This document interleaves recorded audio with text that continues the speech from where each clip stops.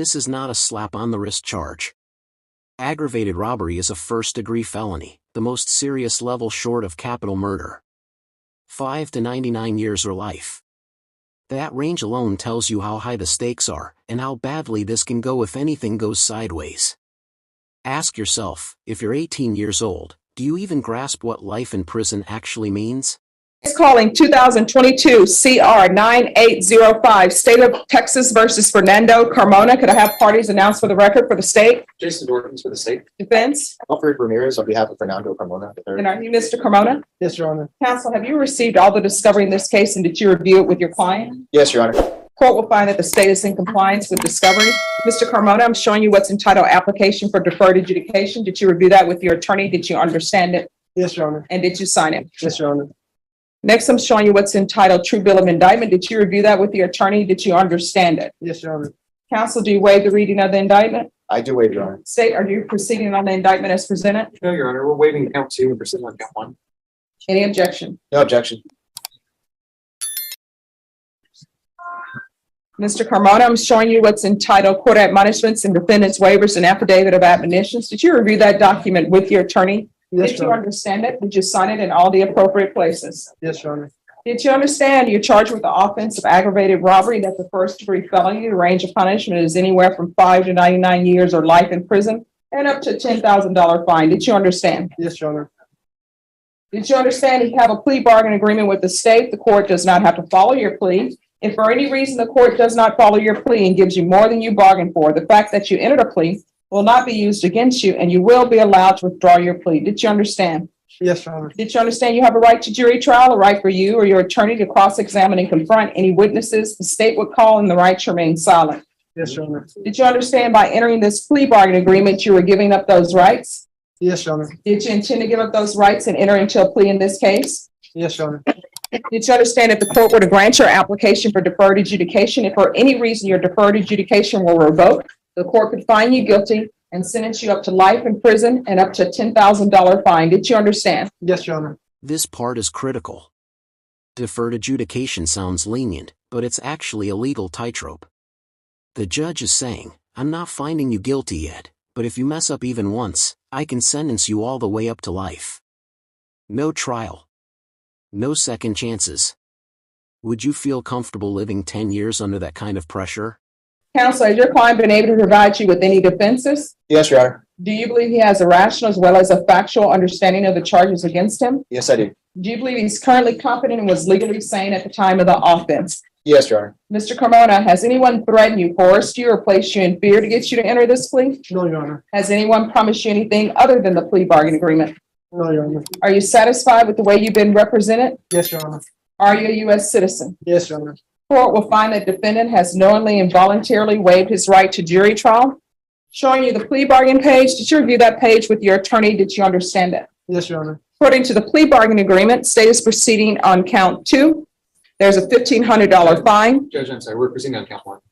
Oh, sorry. Thank you. State is proceeding on count 1. There's a $1,500 fine. State recommends deferred adjudication.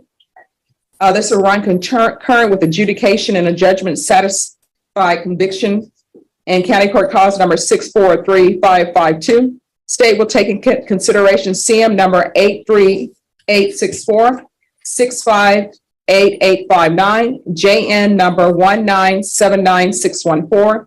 There's restitution, if any, to Miguel Zapian, Zapian, and there's an affirmative finding of deadly weapon. Did you understand? And here's where things quietly get much more serious. Affirmative finding of a deadly weapon.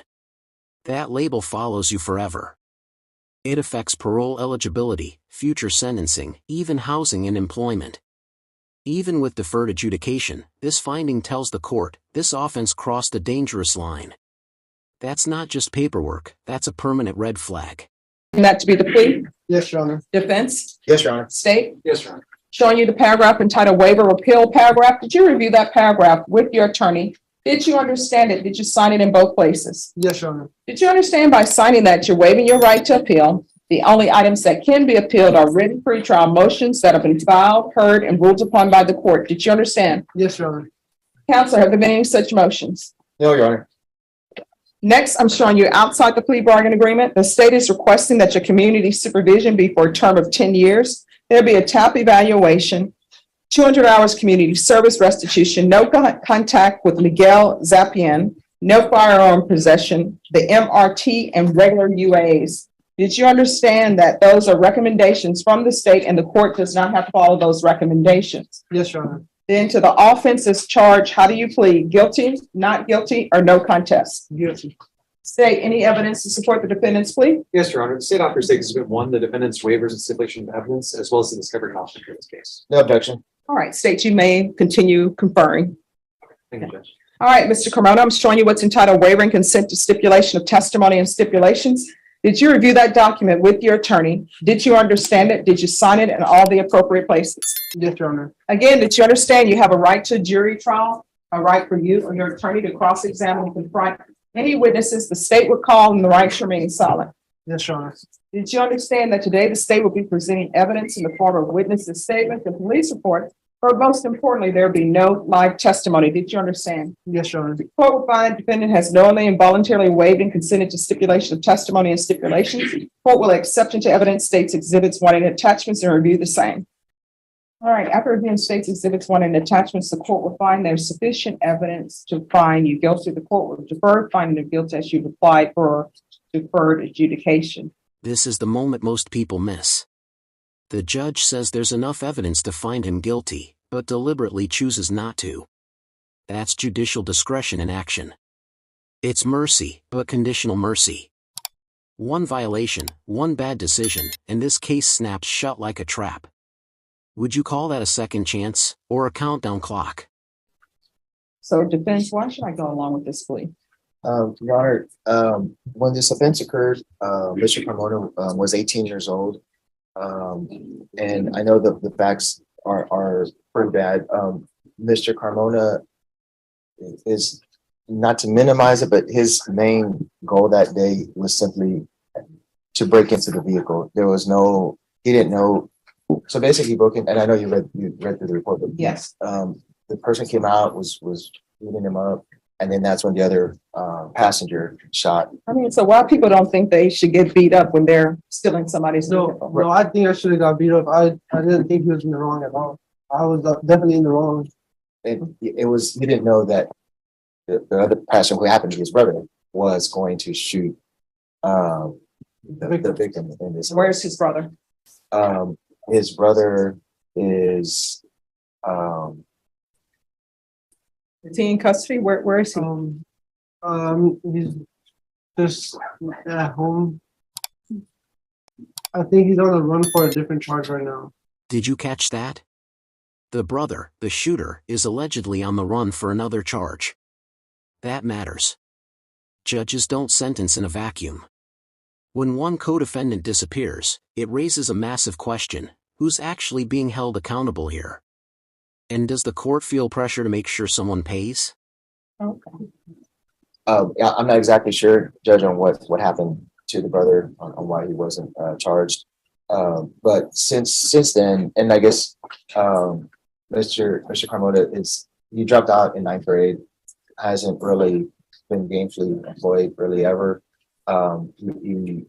Since then he's grown up a lot. He has a child, a 1.5-year-old child. Maybe that might have been the child you heard in the hallway. Well, I mean, I know he has a child because the proceeds of this was used to go shop for diapers.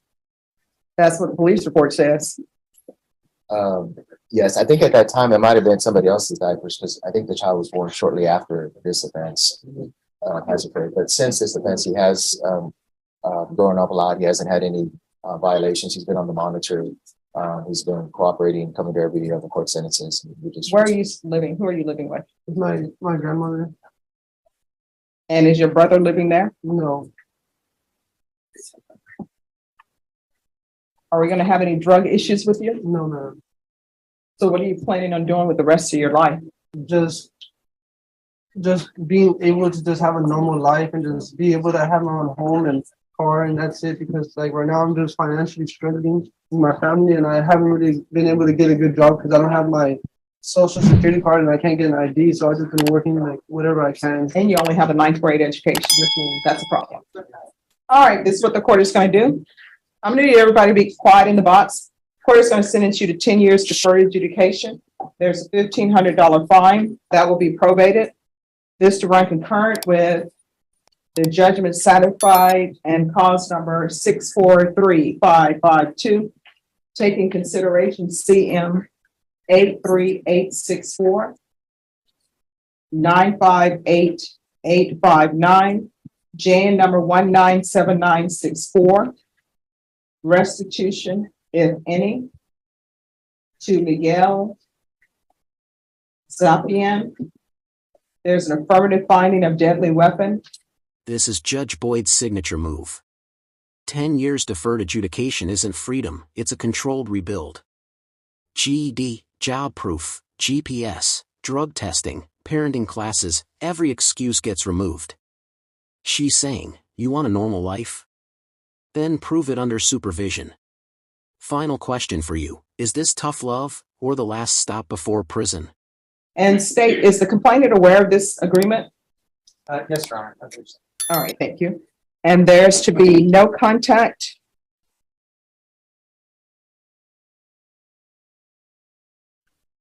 There's to be no contact with Nicholas, Nickolas Carmona. What's your grandmother's name? She's actually my step grandmother, so I really don't know much of her. I did know her for like most of my life, but I really don't know her fully. But that's where you're living? Yes. All right, probation. We need to get the address of his step grandmother. That's where he's going to reside. You to reside with your step grandmother. Okay, for the record. 200 hours of community service restitution. 40 of those hours will be waived if you provide proof of the COVID vaccination. The court is not requiring you to do that. But if you do, 40 of those hours will be waived. I'm going to want parenting classes with triple P, then the remaining will be waived. There's to be no contact with Miguel Zapian. No firearm possession, that goes without saying. The MRT, regular UAs. He can do partial GPS for work only. We'll start out with that and see how that goes. And there's to be proof of employment within 30 days. There's to be no employment as a home health care provider or with minors.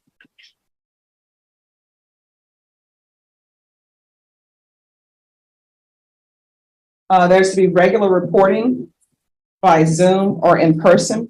I'm going to want field visits 2 times per month, and probation, you can use those field visits as his reporting, and that's until further notice. You're going to either obtain your GED or either get some sort of certification in the trade school. You understand? Sure. Probation, is there anything else he needs? Is there anything else you need from the court in order to be successful? Yes, sir. No, Your Honor. All right. All right. Did you review the document with your attorney entitled Trial Court Certification of Defendant's Rights to Appeal? Did you sign that?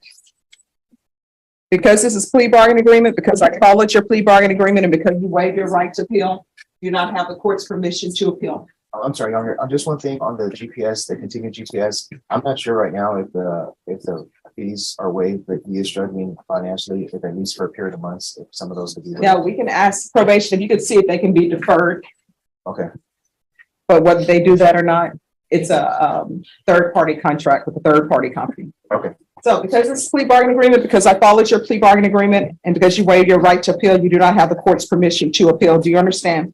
Yes, Your Honor. And because according to the plea bargain agreement, you're not allowed to own any weapons or ammunition. You're not allowed to own any weapons or ammunition on probation anyway. But you're now being told specifically you cannot. You understand? Yes, Your Honor. Do you have any questions about anything? No, Your Honor. All right, good luck to you.